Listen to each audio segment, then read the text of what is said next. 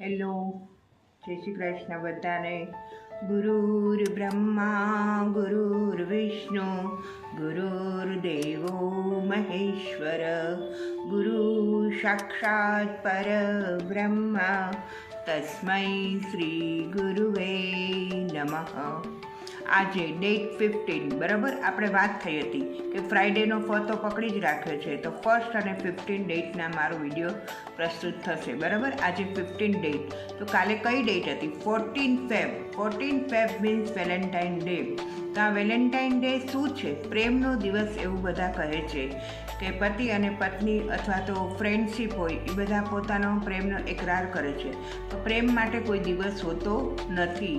ભાઈ બહેન હોય, માતા પિતા હોય, કે પછી પતિ પત્ની હોય, કે મિત્રતા હોય, પ્રેમનો કોઈ દિવસ હોતો નથી. પ્રેમની તો લાઈફ છે, પ્રેમની તો જિંદગી છે.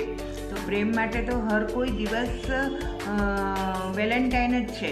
બરાબર ને? તો આજે હું બધાને એવું કહીશ કે સતત પ્રેમ કરતા રહો, સતત. એમ કોઈ વેલેન્ટાઇન ડે એવું નહીં કે ત્યારે ગિફ્ટ આપો અને ત્યારે એકરાર કરો, એવું નહીં.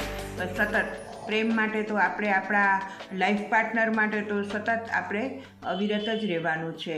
અને માતા પિતા હોય કે પછી ભાઈ બહેન હોય કે આપણા ફ્રેન્ડશીપ હોય, અત્યારે તો ફ્રેન્ડશીપ મિત્રતાનો જ જમાનો છે. મિત્રતા નથી તો કશું નથી. મિત્રતા માટે તો બધા અત્યારે ખૂબ એક્ટિવ થઈ ગયા છે. તો હંમેશા એક દોસ્ત તો એવો હોવો જ જોઈએ કે જેને આપણે આપણી બધી જ વાત કરી શકીએ. બરાબર? તો બધાને મારા તરફથી હેપી વેલેન્ટાઇન ડે. અને આજે હું એવું કહીશ કે એક એવું જગ્યા છે કે એનું નામ કદાચ આપણે સાંભળ્યું પણ નહીં હોય. આજે આપણે બધા પવિત્ર તીર્થધામમાં જઈ રહ્યા છીએ. આપણે ચિત્રકૂટ જઈએ, અયોધ્યા જઈએ, પણ કોઈ પ્રયાગરાજ ગયા અને જાત્રા કરવા ગયા અને સ્નાન કરવા ગયા એવું કંઈ સાંભળ્યું નહોતું. પણ આજે પ્રયાગરાજમાં કુંભ મેળાનું આયોજન થયું અને કુંભ સ્નાન શરૂ થયું. તો કેટલા 50 કરોડથી પણ વધુ લોકોએ આ સ્નાન કરી લીધું છે અને આ ભૂમિને પવિત્ર બનાવી લીધી છે. કહે છે કે ત્યાં ગંગા, જમના અને સરસ્વતીનો ત્રિવેણી સંગમ રચાઈ રહ્યો છે. કેટલા સાધુ સંતો, કેટલા દેશ વિદેશથી લોકો, આપણા પોતાના સગા વાલા મિત્ર મંડળ બધા જ કુંભ સ્નાન કરી આવ્યા હશે. તો આપણે આને શું કહેશું? કે બધા એવું કહે છે કે હળાહળ કળિયુગ. હું તો કહીશ કે નહીં, જરાય નહીં, બિલકુલ નહીં. આ સતયુગ જ છે અને આ સતયુગના પારખા છે પ્રયાગરાજ. એ તો કારણ કે જે કોઈ પહોંચી શકી નહીં એવા માણસો પણ પ્રયાગરાજ જઈ આવ્યા છે, કે કદાચ એમની કેપેસિટી પણ ના હોય છતાં પણ એ લોકો પ્રયાગરાજ જઈ આવ્યા છે. તો હું તો આને ખરેખર સતયુગ જ કહીશ. અને કહે છે કે સતયુગના પારખા ન હોય, સતયુગના તો અનુભવ જ હોય. તો આપણે બધાની નજર સામે આ એક સતયુગનો અનુભવ થઈ ગયો અને બધા ખૂબ પવિત્ર થઈ ગયા પ્રયાગરાજમાં સ્નાન કરીને. ભલે એવું કહે છે કે ગાડરિયો પ્રવાહ, તો ગાડરિયો પ્રવાહ હોય કે ગમે તે હોય, પરંતુ માણસો ગયા છે 50 કરોડ લોકો, એ કોઈ નાની સંખ્યાની વાત નથી.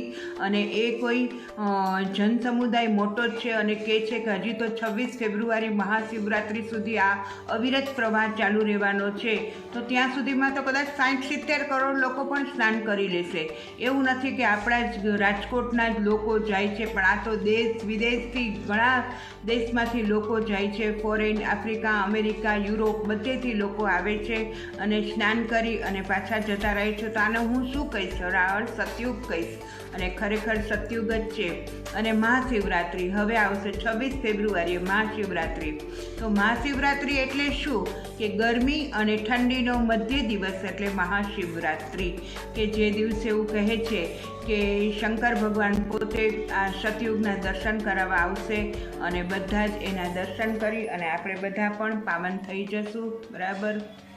ઓમ ત્રંબકમ યજામહે સુગંધિ પુષ્ટિવર્ધનમ ઉર્વારુકમિવ બંધનામ મૃત્યોર્મોક્ષીમાં અમૃતાદ.